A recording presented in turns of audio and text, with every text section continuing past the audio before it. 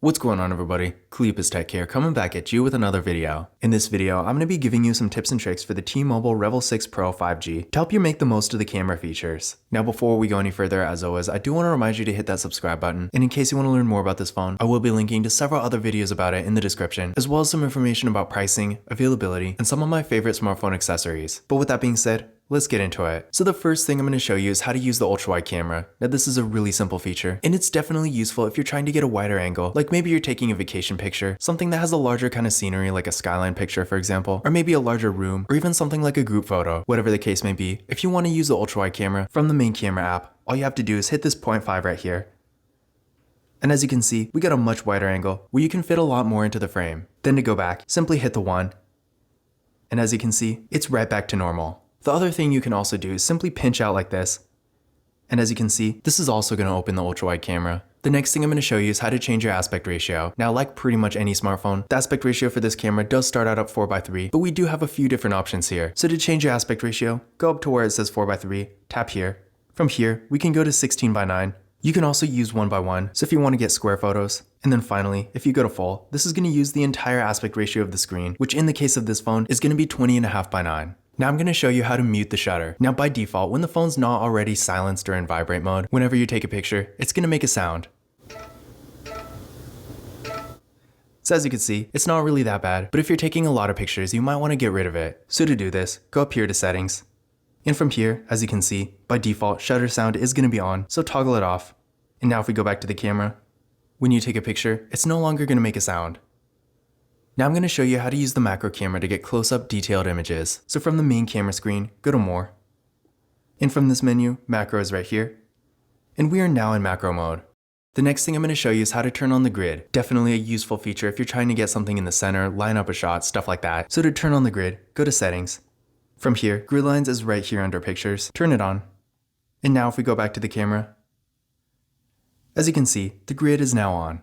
Now I'm going to show you how to use the timer. Now I don't know how popular this feature actually is nowadays, but I've personally found it especially useful for stuff like selfies and group photos. So for the timer, what you're going to want to do is hit this icon right here.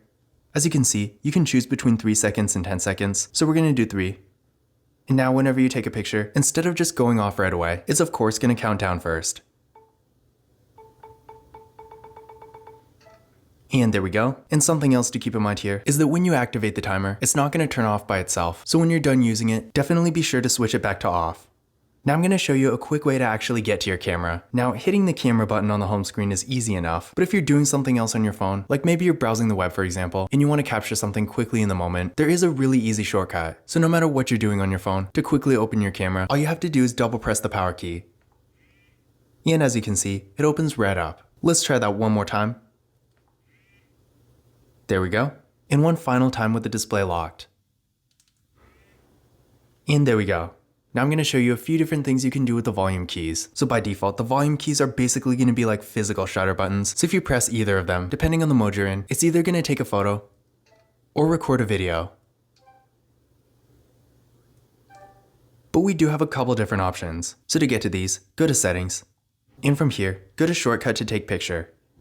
As you can see, again, by default, the volume keys are going to take a picture or record a video, but you can also have them zoom or do nothing. So we're going to do zoom. And now if we go back to the camera,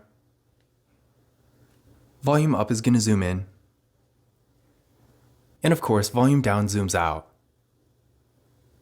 As you can see, it goes all the way to the ultra-wide camera, so definitely a nice option to have. Now I'm going to show you how to get slightly higher quality photos. Now in case you don't know, with the T-Mobile Revvl 6 Pro, we are actually getting a 50 megapixel main camera, but by default, when you take pictures in normal photo mode, it's not actually going to be using the camera's full power. But that being said, you can actually use it if you want. To do this, go down here to More.